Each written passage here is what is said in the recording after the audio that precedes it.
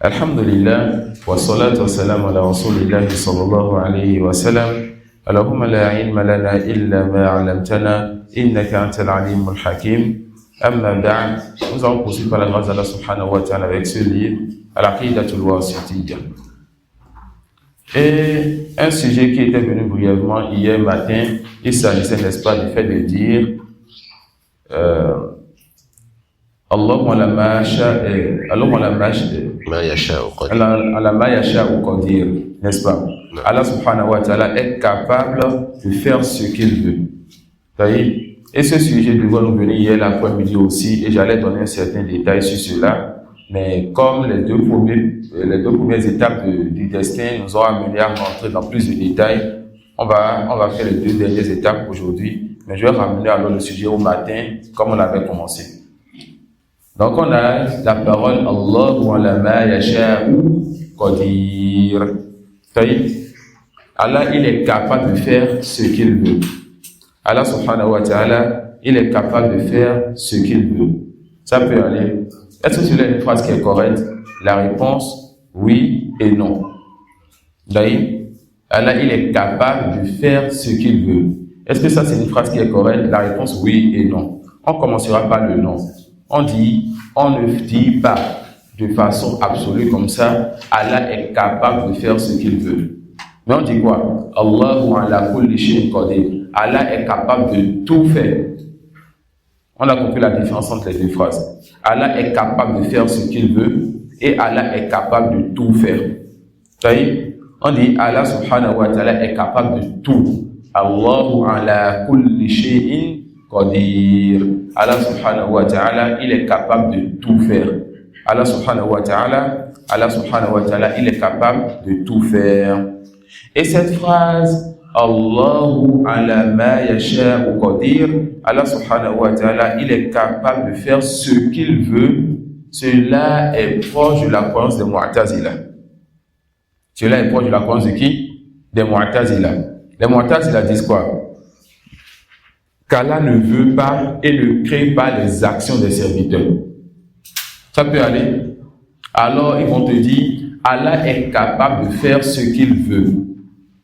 Mais comme il ne veut pas les actions des serviteurs, ce n'est pas lui qui les crée. Donc lorsque le serviteur fait des péchés, Allah ne veut pas ce péché. Lorsque le serviteur fait des péchés, Allah ne veut pas ce péché. Et on verra encore ça tout à l'heure, Inch'Allah. Donc nous disons, la parole Allahu est capable de faire ce qu'il veut. Cette parole, de façon générale, n'est pas une parole qui est acceptable. C'est une parole qui renferme soit un mauvais sens et qui est proche de la parole de Mu'tazila. Ça c'est le non. Maintenant le oui, nous allons dire, oui, Allah il est capable de tout faire et il est capable de faire ce qu'il veut. Et certes, nous avons vu dans les textes qu'Allah subhanahu wa ta'ala il dit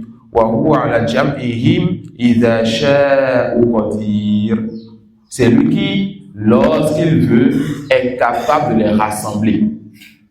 Allah dit quoi? C'est lui qui, lorsqu'il veut, est capable de les rassembler. Et dans le hadith, Allah subhanahu wa ta'ala dit aussi walakinni ala ma asha'u qadir. Je suis capable de faire ce que je veux. Ça peut aller. Allah dit dans le hadith, Allah dit dans le verset que c'est lui qui est capable de les regrouper dans ces créatures s'il veut. D'accord? Maintenant dans le hadith, il dit quoi? Il dit, je suis capable de faire ce que je veux. Je suis capable de faire ce que je veux. Comment donc comprendre qu'on dise qu'il n'est pas permis de dire de façon générale, Allah est capable de faire ce qu'il veut, et qu'on doit dire, Allah est capable de tout faire. Mais qu'on a des textes qui montrent qu'Allah subhanahu dit, c'est lui qui, lorsqu'il veut les regroupe, les rassemble. Et qu'il dit dans un hadith, walakinni ala ma asha'u qadir.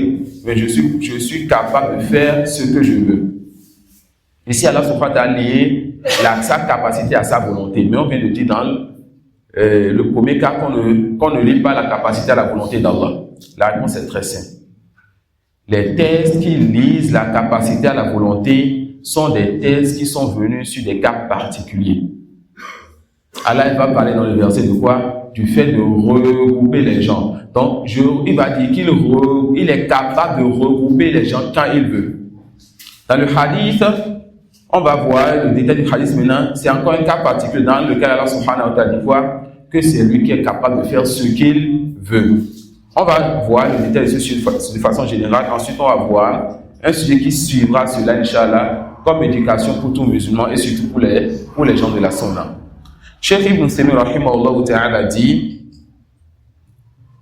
le fait de dire Allahu ala ma yasha'u qadir, Allah est capable de faire ce qu'il veut. Il dit wa hadha la yanbaghi, il ne convient pas de dire cela. Premièrement, li'annahu khilafu itlaq an-nas fa an-nas mutlaq, car cela contredit d'abord le caractère absolu des textes. Les textes ont dit Allah il est capable de faire ce qu'il veut. Toi, le fait de dire, le texte ont dit Allah est capable de tout faire. Toi, en disant Allah est capable de faire ce qu'il veut, qu'est-ce que tu viens de faire? Tu viens de limiter ce que le texte n'a pas limité, les textes n'ont pas limité. Deuxièmement, li'annahu qad yufhamu minhu tafsisul qudrati bima sha'a Allah duna ma lam yasha. Wallahu qadiru ala ma yasha wa ala ma la yasha. Et on peut comprendre de cela aussi qu'on est en train de limiter la capacité d'Allah à ce qu'il veut. Alors, ce qu'il ne veut pas, il n'est pas capable de le faire. Si tu dis, je suis capable de faire ce que je veux, alors quand je ne veux pas quelque chose, on peut comprendre que tu n'es pas capable de faire cette chose-là. Ça peut aller. Alors, le cheikh dit, il ne convient pas d'utiliser donc ce terme-là. Car Allah est capable de faire ce qu'il veut et capable de faire ce qu'il ne veut pas aussi. Subhanahu wa ta'ala. Il dit troisièmement, annahu qad yufhamu minhu madhhabu al-mu'tazilati al-qadariyyati alladhina qalu inna Allaha la yasha'u af'ala al-'abd fa huwa ghayru qadirin 'alayha.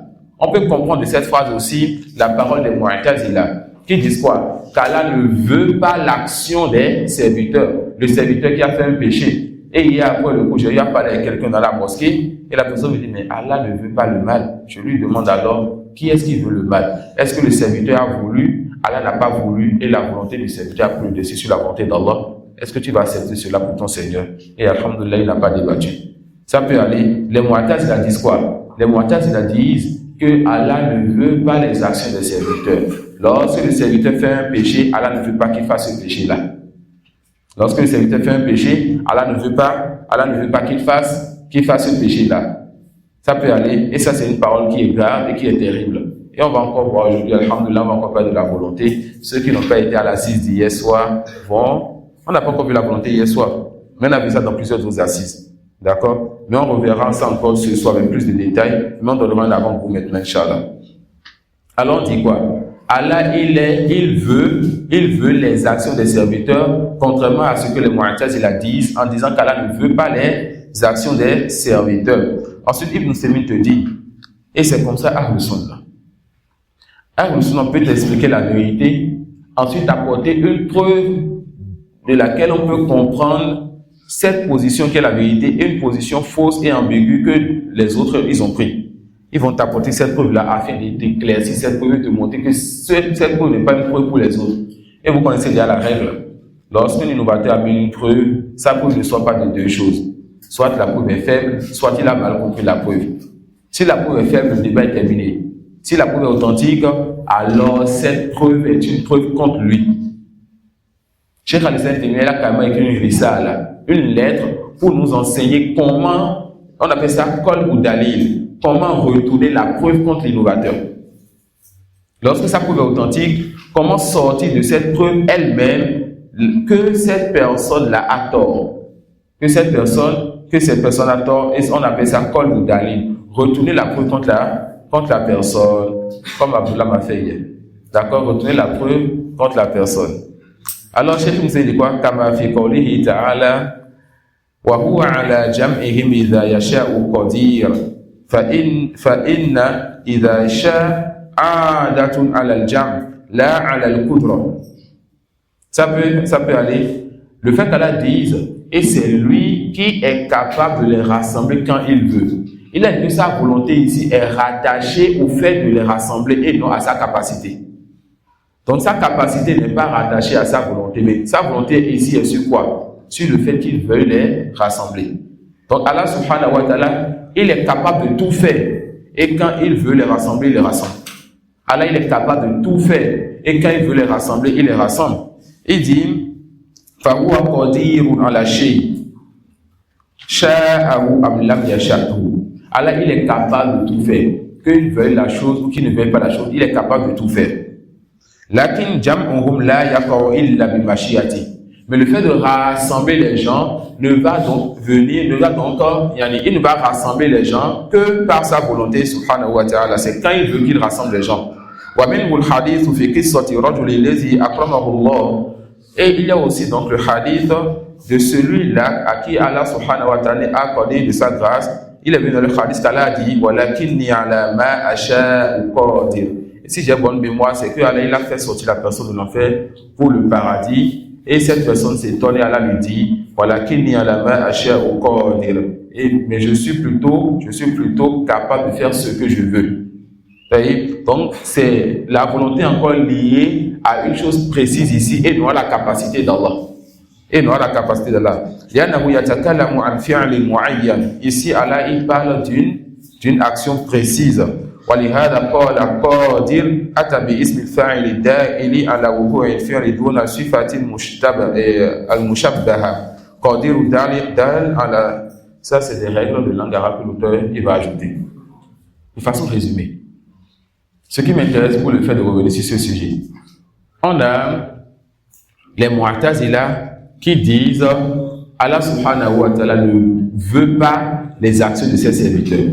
Alors il ne crée pas les actions de ses serviteurs. Ressort donc de cette phrase, Allah est capable de faire ce qu'il veut, une compréhension qui est proche de celle de Mu'tazila. Ça suit?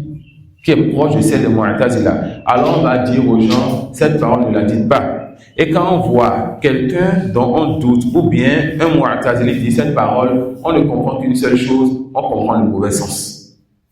D'accord? Mais Ahlus Sunnah, comment Ahlus Sunnah se comporte avec celui qui se trompe? C'est pour ça que je voulais amener ce sujet dans le manhaj, car c'est surtout dans le manhaj qu'on voit ces choses-là.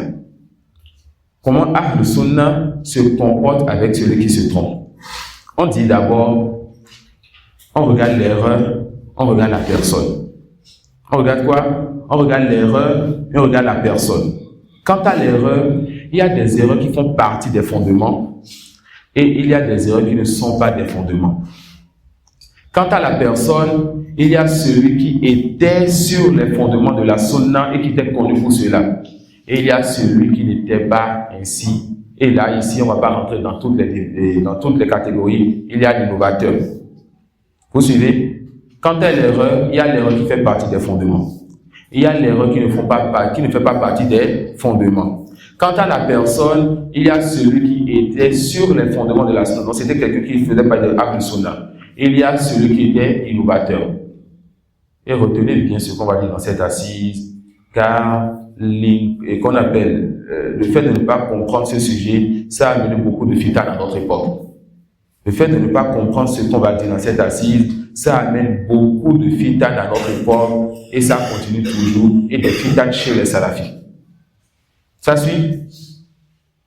La faiblesse et le fait de ne pas connaître les détails de ceci, ça fait partie des points qui amènent beaucoup de troubles dans le rang des gens de la sunna. Comment se comporter envers celui qui se trompe? Car les gens vont se tromper et continuer à se tromper. Mais comment se comporter? On a dit, il y a quoi? On regarde l'erreur, on regarde la personne. Quant à l'erreur, on a quoi? On a l'erreur qui fait partie des fondements et l'erreur qui ne fait pas partie des fondements. Quant à la personne, on a quoi? On a celui qui était connu sur la sunna, on a l'innovateur. On va commencer avec une règle générale. Et cette règle-là, c'est une règle que Cheikh Saleh Sindi a dit, et c'est une règle qu'avant lui d'autres savants ont dit, et c'est une règle qui dérange les Haddadiyya. Ça suit? C'est une règle qui dérange les Haddadiyya, un nouveau nom. C'est qui les Haddadiyya? Il s'agit d'un groupe de personnes qui ont des fondements. Parmi leurs fondements, le fait de s'attaquer à un imam parmi les imams de la sunna. Un seul imam suffit. Parmi les fondements des Haddadiyya, le fait de vouloir faire tomber un imam parmi les imams de la sunna. Voilà pourquoi Al-Haddadi, toute personne qui prend pour habitude et méthodologie le fait de vouloir faire tomber un imam comme quelqu'un qui veut faire tomber Cheikh Al-Albani à notre époque. Al-Haddadi, malgré lui, même s'il refuse cela, même s'il ne connaît pas ce nom-là, Al-Haddadi, toute personne qui veut faire tomber un imam parmi les imams qui sont connus pour leurs fondements et qui sont connus pour leur attachement à la sunna et pour le fait d'être sur les fondements de la sunna, un seul imam suffit. Ça suit?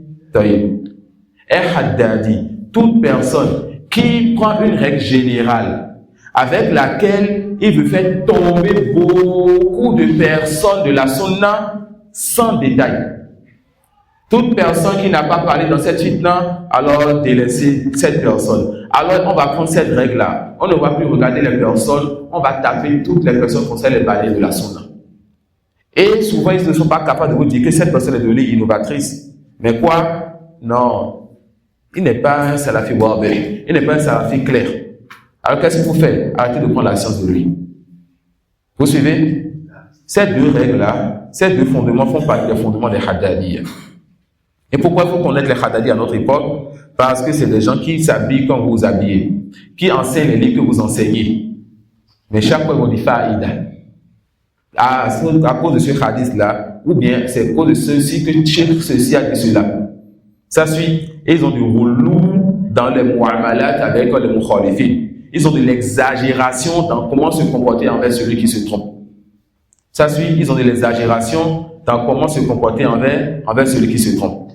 On a vu deux parmi leurs fondements. C'est quoi ces deux fondements? Le fait de vouloir faire tomber ne soit qu'un parmi les imams de la sunna. Voilà pourquoi fait partie des erreurs que tu viens tester quelqu'un sur n'importe qui. Tu vas vers un oustaz, un alpha, un étudiant, un imam, et tu lui dis qu'est-ce que tu dis de tel étudiant? Qu'est-ce que tu dis de quel frère? On ne teste pas le mandrage de quelqu'un en le questionnant sur toute personne. Mais on teste à la base en questionnant la personne sur le livre, sur la sunna, et sur la position envers les compagnons, sur les 6 piliers de la foi. On teste la méthodologie, le mandrage de quelqu'un en questionnant cette personne sur quoi? Sur les fondements de l'islam. Et s'il faut tester sur les hommes, alors sur les imams. On demandera à quelqu'un, qu'est-ce que tu penses dans le temps? Qu'est-ce que tu penses de l'imam Ahmad après que la mihna, après que l'épreuve soit enlevée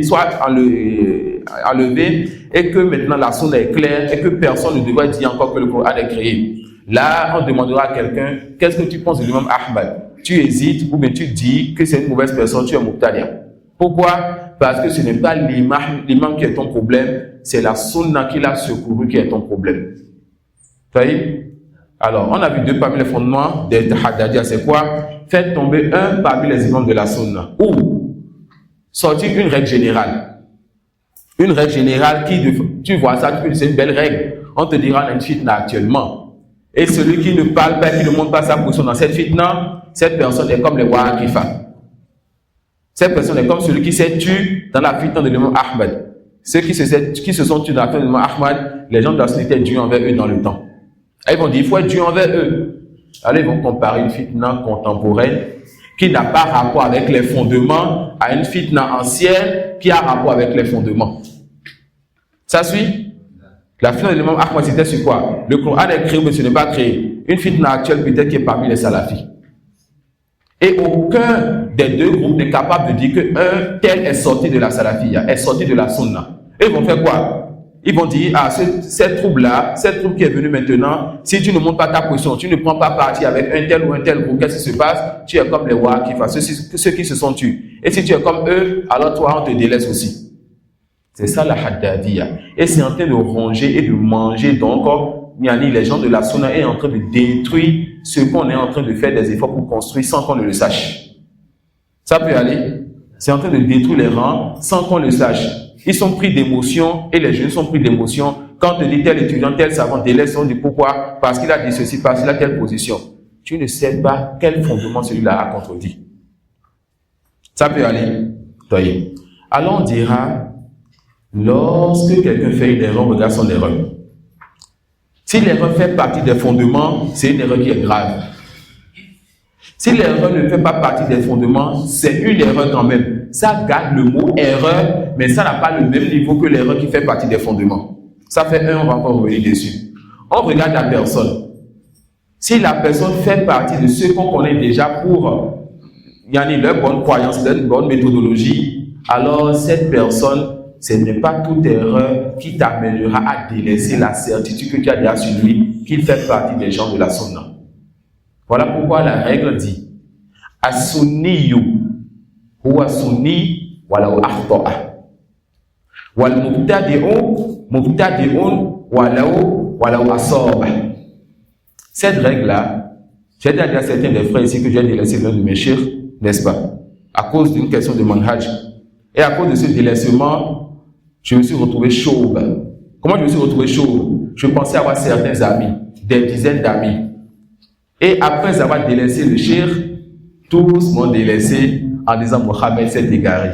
J'ai dit Ni'mal dalal, quel bon égarement.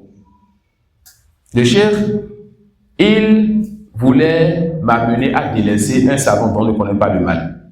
Cheikh Salih Sindi. Ça suit Cheikh Salih Sindi. Et qui vous dira qui est Cheikh Salih Sindi? Ce cheikh-là, quand on lui dit, tu t'es trompé sur ce sujet, il te sort les livres de Ibn Taymiyyah, les versets, les hadiths, il te montre que mon cheikh, c'est toi qui t'es trompé en disant que je me suis trompé. Et un peu comme Ibn Taymiyyah, je vous l'ai dit plus d'une fois, il est difficile de dire à Ibn Taymiyyah qu'il s'est trompé sur un sujet, et c'est une personne qui peut se tromper. Ça peut aller. Et c'est une personne qui s'est déjà trompé.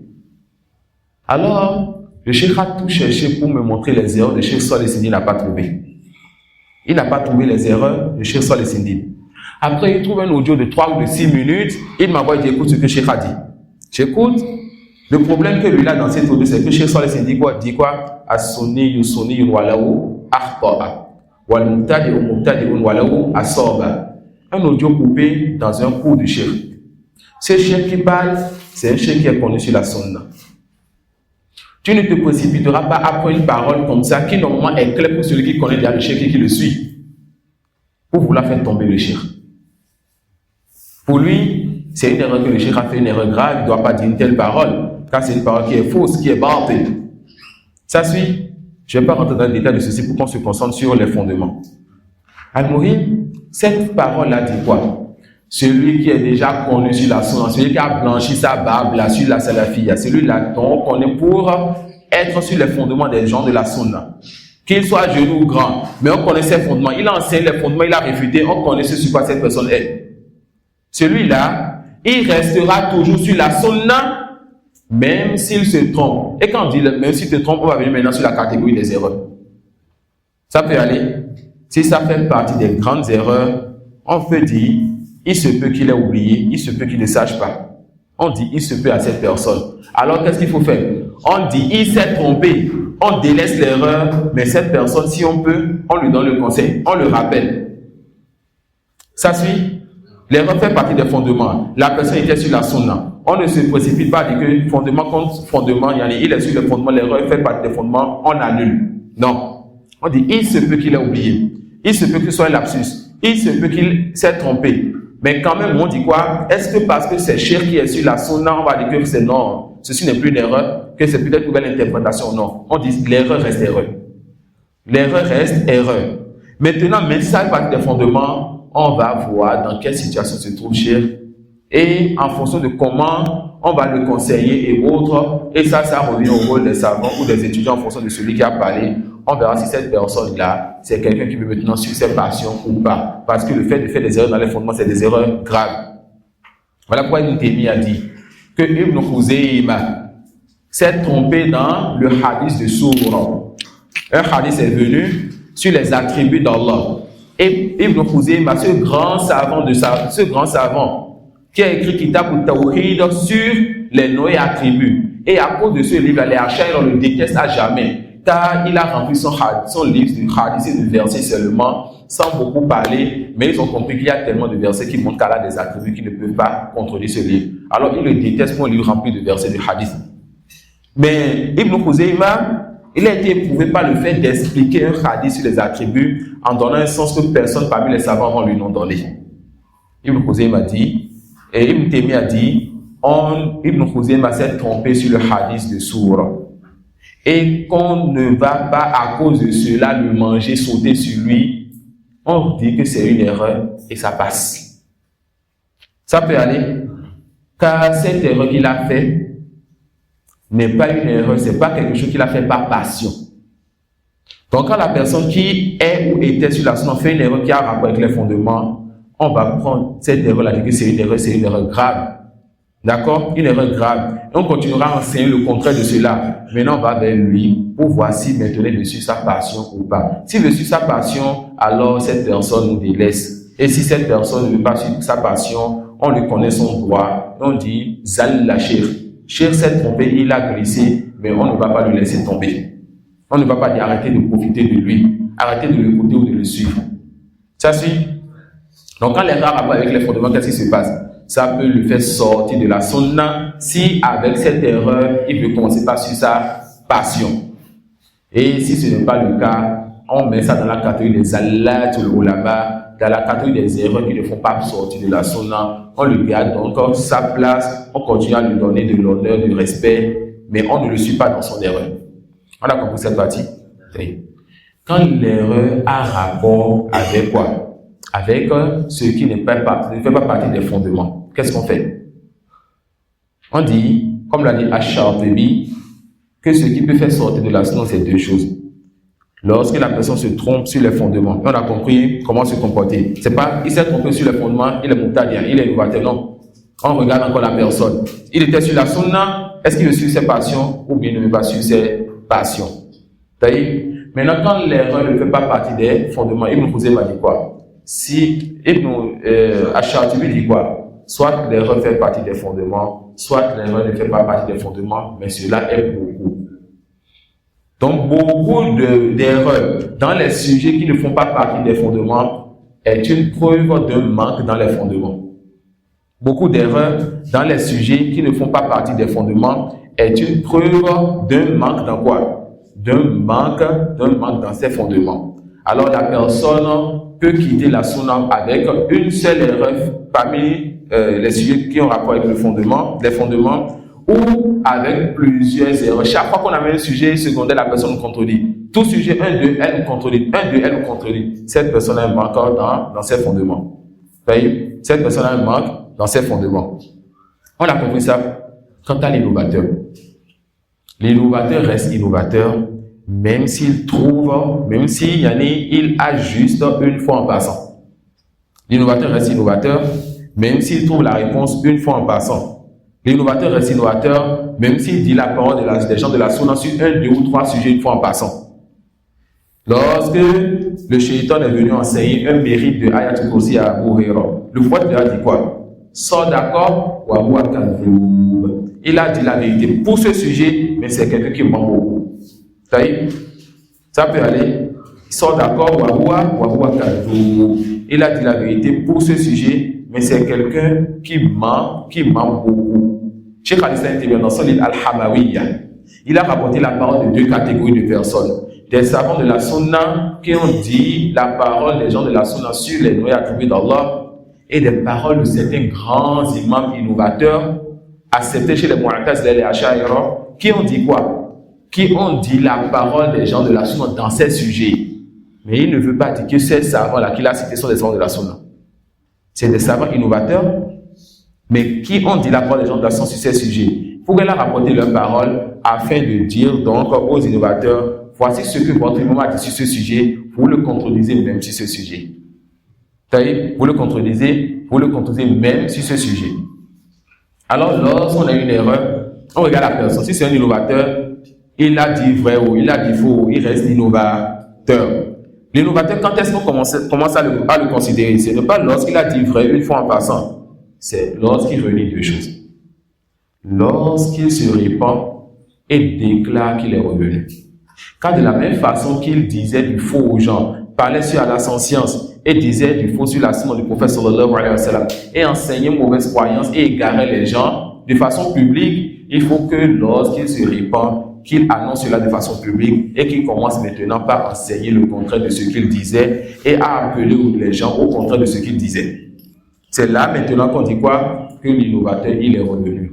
Et encore avec cela, on le délaisse en regardant comment il est en train de faire pendant un certain temps avant d'être apaisé vis-à-vis de lui. Même quand il montre le repenti et qu'il commence pas à dire la parole des gens de la sunna, tu ne vas pas dire à tes élèves, allez profiter maintenant de cette personne qui hier était connue comme un innovateur qui appelait à l'innovation. Mais tu dis quoi? On continue à l'observer jusqu'à ce qu'on voit que, Inch'Allah, il est véridique dans son retour et qu'il enseigne ce qu'il faut enseigner. Alors, on ne lui ouvre pas grandement les portes, on dit marhaban, bienvenue donc à toi. Bienvenue à toi. Ce sujet-là, Allahumma lama yasha'u qadir. Ce sujet, on a dit quoi? Que c'est une parole qui est proche de la part de qui? De Mu'tazila. Mais si on voit quelqu'un parmi les gens de la Sunna dire ce sujet, est-ce qu'on va dire qu'il a dit la parole des gens de la Sunna sans dire qu'il a des erreurs? La réponse non. Cheikh Al-Albani, rahimahullah ta'ala, il a authentifié le hadith que Cheikh Ibn Taymiyyah a amené ici, où elle a dit quoi? Walakin ya'lama asha'u qadir. Et Cheikh Al-Albani est allé vers la compréhension que quoi? Que on peut dire Allahu ala ma yasha'u qadir, tout comme on peut dire Allahu ala kulli shay'in qadir sans détail, sans limiter cela. On dira quoi? C'est une erreur. Est-ce que ça fait des erreurs qui ne font pas des fondements? La réponse non. La réponse non. Ça suit.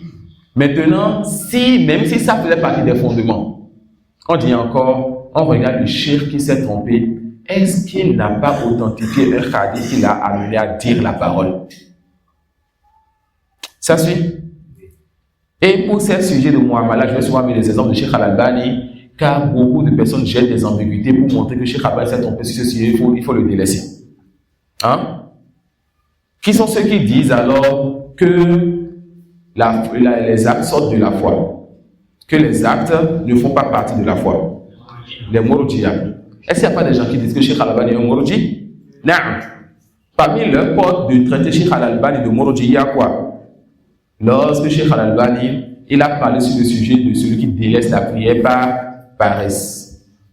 En justifiant ce sujet, il a amené un hadith authentique qui est le hadith du Shafa', le hadith du Shafa', le hadith de l'intercession. Dans ce hadith, il est venu que des gens vont rentrer au paradis, lam ya'malu khayran qat. Que ces gens-là n'ont jamais fait d'action, n'ont jamais fait de bonnes œuvres.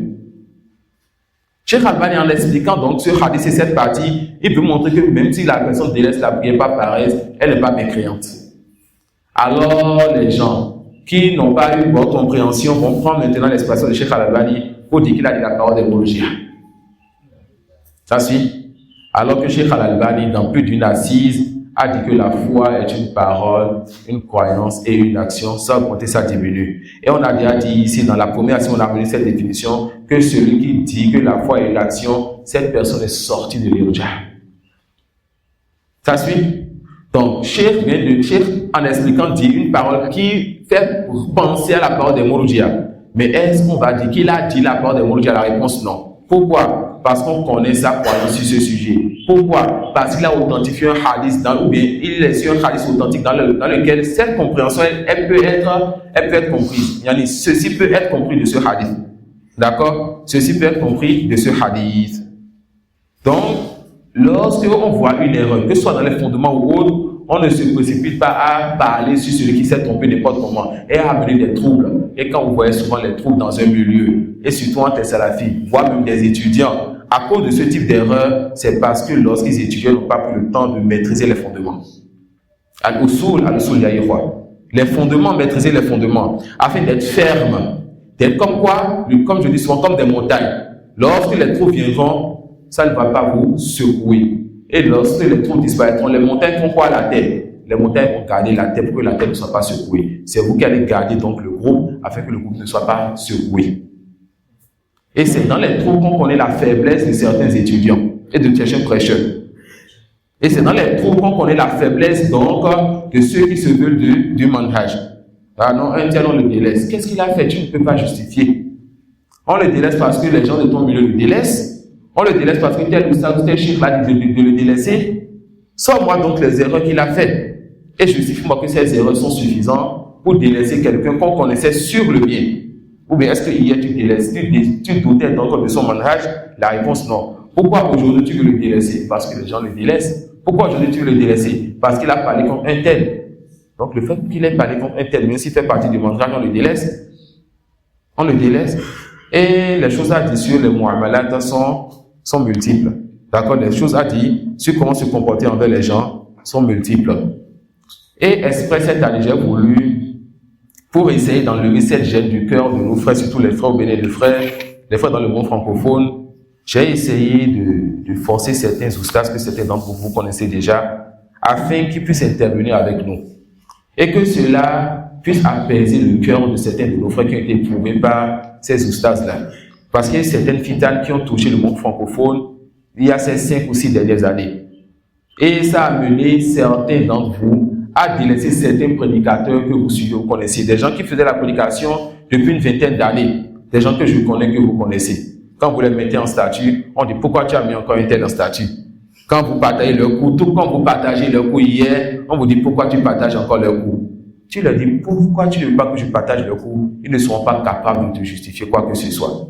Ça suit. Et comme on apprend les fondements, j'aimerais donc enlever cette gêne de votre cœur. Et ceux qui vont toujours avoir cette gêne-là, ils vont questionner, on va leur expliquer pourquoi celui-là ne le délaisse pas. Ça suit. Pourquoi celui-là on continue à profiter de lui. Ça suit. Et Inch'Allah, pour cela, j'ai essayé de contacter et de changer avec les prédicateurs de la voie droite. Vous les connaissez, n'est-ce pas? Mais beaucoup d'entre vous, vous les avez déjà délaissés. Non. Pas tout à l'heure, donc un peu quand même. D'accord, j'ai essayé de contacter, d'échanger avec eux. Et j'ai parlé avec aussi Ousmane Aboulis, de Doulous Sunna. Et c'est des prédicateurs qui sont déjà dans la dawa depuis une vingtaine d'années. Je me rappelle une fois, j'ai parlé avec Ousmane, et quand j'échange avec lui, lui et moi on est en contact depuis très longtemps. Ousmane Aboulis et Sadek Abouyakia, les prêches qu'il faisait en ligne pour les Béninois, c'était par moi, il passait. Mais j'ai arrêté tous ces prêches-là quand la période des troubles a commencé et que chacun voulait prendre sa position, chacun voulait dire moi c'est avec tel groupe, moi c'est avec tel groupe. Mais au final, quand tu demandes qui est-ce qui est sorti de la zone, personne ne parle. C'est quoi les erreurs qu'ils ont fait? Personne ne parle. Il ne fallait pas qu'ils fassent un bayan. Ce détail, ça ne nous concerne pas. À Aucaire, depuis environ 1 an, Ibrahim Aboutoua Khalil est venu au Caire. J'ai pu le rencontrer plus d'une fois et plus de 2 fois. J'ai été à certaines de ces assises où il a parlé, n'est-ce pas, de ce qui s'est passé dans le monde dernièrement, comme trouble entre les gens de la Sunna et comment certaines personnes, parmi ceux qui se mettent des kounia, je suis Abou, ceci à Salafi, ils sont en train de dire ce que les savants ne disent pas et cette trouble ne s'arrête pas. Alors que ces gens-là, ils ont pris une position, est-ce qu'ils ont pris vrai ou pas, ce n'est pas notre problème ça. Et ils continuent à faire leur cours et la vie continue. Ça peut aller. Et beaucoup d'entre vous et moi, nous avons appris donc à connaître la Sunna par les audios de l'Oustaz Mohamed Oura, des frères de la voie droite et de Doulous Sunna. N'est-ce pas? Alors, connaissons le mérite de ceux-là qui ont une main sur nous. C'est-à-dire ceux-là qui ont été pour qu'on connaisse le bien. Et parce qu'on n'a pas appris les fondements comme il le faut, on a été secoué lorsque la communauté a été secouée. Quand la raffermisse donc nos cœurs.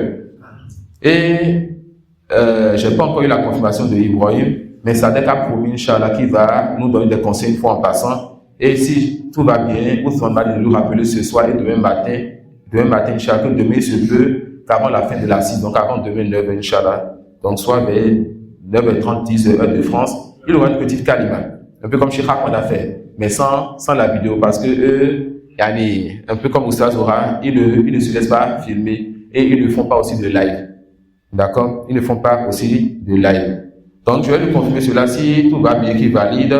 Demain, 5-10 minutes, afin qu'on puisse profiter d'une parole bénéfique de sa part et aussi afin qu'on puisse se rappeler qu'on ne délaisse pas quelqu'un qui n'a pas fait des erreurs dans les fondements et qu'on regarde le type d'erreur et la personne. Et personne ne doutait avant 5-6 ans du manhaj et de ce que ces gens-là enseignaient. Et beaucoup de ceux qui aujourd'hui hésitent encore avec ces gens font partie de ceux qui ont connu donc la salafia par les coups de ces derniers. J'ai menti? Et vous les avez délaissés parce qu'on vous a dit délaissez-les. Vous ne savez pas pourquoi il fallait les délaisser. Aujourd'hui, nous n'avons pas comme prédicateurs. Allez donc voir sur Instagram des gens qui ont fait des vidéos de 2 minutes, de 3 minutes. Allez voir sur TikTok. C'est des abous ceci, des abous cela. Et il y en a parmi ceux qui s'affichent aujourd'hui sur les réseaux sociaux, avec qui nous avons marché au quai, que nous connaissons, et nous pouvons vous dire que nous savons qu'ils n'ont pas étudié 3-4 livres dans la religion. Nous savons chez qui ils étudient, Et Abu Karim peut vous dire que certains d'entre eux n'ont même pas fait le niveau 1 avec leur cheikh, le cheikh Abu Hazim. Mais quand vous les voyez, c'est eux les grands étudiants de cheikh, c'est eux les grands oustas d'aujourd'hui, c'est eux qui s'affichent devant vous, c'est eux donc qui sont les prêcheurs, les prédicateurs d'aujourd'hui.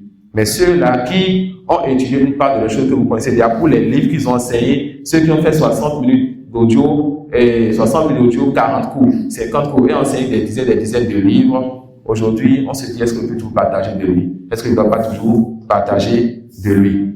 Et celui qui a encore une gêne dans le cœur pour ces gens-là, que cette personne se demande, pourquoi j'ai cette gêne-là?